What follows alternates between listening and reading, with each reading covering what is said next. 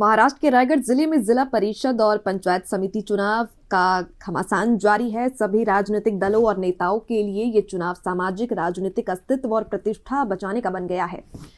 जाम्बुलपाड़ा जिला परिषद और पंचायत समिति चुनाव में काफी काटी की टक्कर नजर आ रही है। सुधागढ़ सम्मान समिति के माध्यम से सुधागढ़ के सर्वांगीण सतत विकास के लिए जाम्बुलपाड़ा जिला परिषद उम्मीदवार शर्मिला शरद बोट के, सुधागढ़ से परली पंचायत समिति उम्मीदवार प्रणीता राजेश परदेशी ताकत के साथ चुनावी मैदान में उतरे।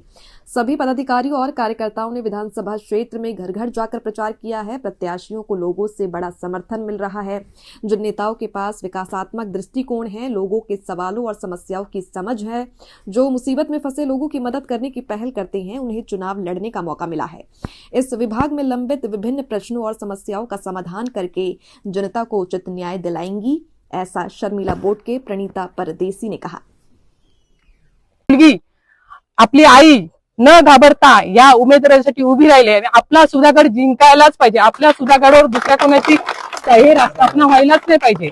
आणि मी प्रत्येकाला निवेदन करते, माझे भाऊ असो, माझी आई असो, माझे वडील असो, आपला सुधागड आपल्याला जिंकायचाच आहे कोणत्याही परिस्थितीत। आणि त्याच्यासाठी जेव्हा 21 तारखेला आम्ही फॉर्म भरला, माझ्या भावानी माझ्या पतीने मला सांगितलं की असं असं घडलेलं आहे, पण मी त्या सर्वांना माझ्या आई बाबांचा किंवा भावाचा किंवा पतीचा मुलग्याचा विचार न घेता म्हणजे त्यांना मी सांगितलं आपण हे करू, पण त्यांनी प्रत्येकाने मला आई वडिलांनी किंवा माझ्या पतीनी मुलांनी सांगितलं आपण लढू, काही झालं तरी आपण लढू, फॉर्म रिटर्न घ्यायचा नाही। दादा काय नाव आपलं आणि कसा एकूणच प्रचार आहे वासुंडे आणि सुधागड तालुक्यातल्या जिल्हा परिषदेच्या जांभूळपाडा मतदारसंघात घरोघरी आपण पोहोचताय, उमेदवार देखील घरोघरी जाऊन आवाहन करतायत जनतेला, काय सांगाल, कसा प्रतिसाद आहे, काय नाव आपलं? नमस्कार, माझं नाव शिवा नारायण दळवी आणि मी मानकोऱ्यातील एक युवा कार्यकर्ता आहे।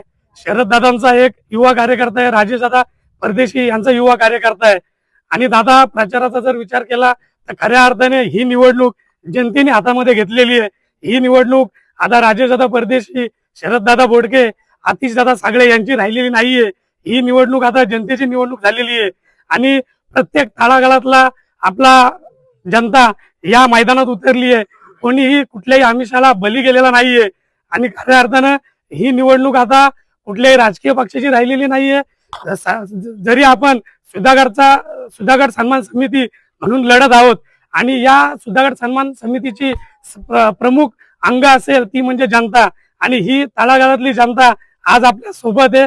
आणि अशीच ताकद, आणि जनतेला मी पुन्हा एकदा आवाहन करेल की ज्या पद्धतीनं तुम्ही सहकार्य केलं, तुम्ही प्रेम दिलं, तुम्ही आशीर्वाद दिलाय, त्या आशीर्वाद काय सांगाल, घरोघरी जाऊन प्रचार करताय, कशासाठी आपण उभे राहिलेला आहात नेमकं आणि कसा प्रतिसाद आहे जनतेतून, काय आपली प्रतिक्रिया आहे?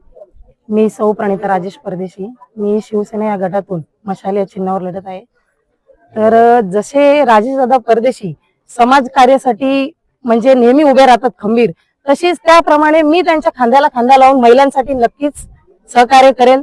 त्यांच्यासाठी जसे वैद्यकीय असो, त्या येवत नाही कोणावर, आरोग्य असो, वैद्यकीय असो, शासकीय असो किंवा धार्मिक असो, कुठल्याही प्रकारचा असो, त्यांच्यासाठी मी जसे राजेश दादा परदेशी खांद्याला खांदा लावून त्यांच्यासारखं मी सेम काम करण्याचा प्रयत्न। ताई कसा प्रतिसाद आहे, होम टू होम प्रचार आहे, जनतेतून कसा प्रतिसाद आहे, महिला वर्गाचा प्रतिसाद तर खूप छान मिळत आहे। जनतेच्या जीवावर मी लढत आहे, जनता हीच माझी ताकद आहे।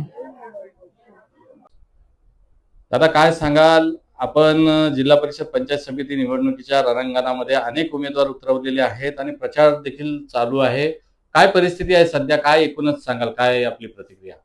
सर्वप्रथम मी सुधागडच्या तमाम जनतेला आणि संपूर्ण या रायगड वासियांना या निमित्ताने एकच आवाहन करू इच्छितो आणि धन्यवाद देऊ इच्छितो, कारण ही लढाई एका धनशक्ती आणि हुकुमशाही विरोधामध्ये म्हणजे जे उमेदवार लादले गेलेत त्यांच्या विरोधातली ही लढाई आहे। आणि ही संपूर्ण लढाई रायगड जिल्ह्यातील तमाम जनतेने, सुधागड तालुक्यातील तमाम जनतेने पूर्णपणे हातात घेतलेली आहे।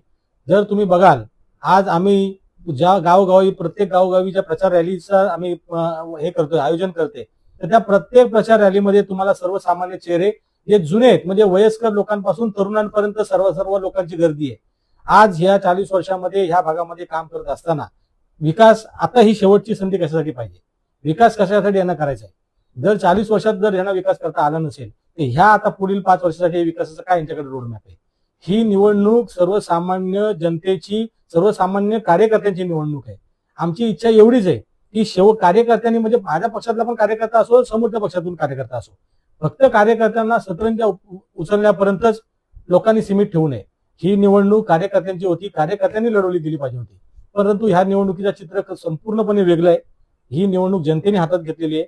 ह्या निवडणुकीचा निकाल तुम्हाला 9 तारखेला धक्कादायक स्वरूपामध्ये दिसेल, एवढंच मी या ठिकाणी आश्वस्त करतो. काय सांगाल, कशा पद्धतीने प्रतिसाद आहे जनतेमध्ये? गावोगावी घरोघरी होम प्रचार सुरू आहे. आज आम्ही प्रत्येक घराघरीमध्ये प्रचार करतोय. त्यावेळी सर्वसामान्य लोकांची मानसिकता एवढीच बनलेली आहे की लोकांना परिवर्तन करायचंय, लोकांना नवीन चेहऱ्यांना संधी द्यायची. नवीन चेहऱ्यांना संधी कशासाठी? तर लोकांच्या अडीअडचणीच्या वेळी, एखाद्या दुःखाच्या प्रसंगाच्या समयी कोणीतरी जवळचा माणूस उपलब्ध व्हावा, हीच लोकांची इच्छा आहे. आपल्या घरातील मुली दिल्यात, आपल्या जवळचे लोक दिलेत आम्ही उमेदवार म्हणून. आमची इच्छा अशी आहे की सुधागड तालुक्याने जो प्रतिसाद आता त्यांच्या प्रचार रॅलीमध्ये दाखवलाय, तो आता त्यांना 7 तारखेला निवडणुकीमध्ये मतदानाच्या स्वरूपात दाखवायचा आहे. ह्या उमेदवारांना विजयी केल्यानंतर जबाबदारी तुमची, आमची, संपूर्ण सुधागड तालुक्याची असेल की यांच्याकडून विकास कामं करून घ्यायची.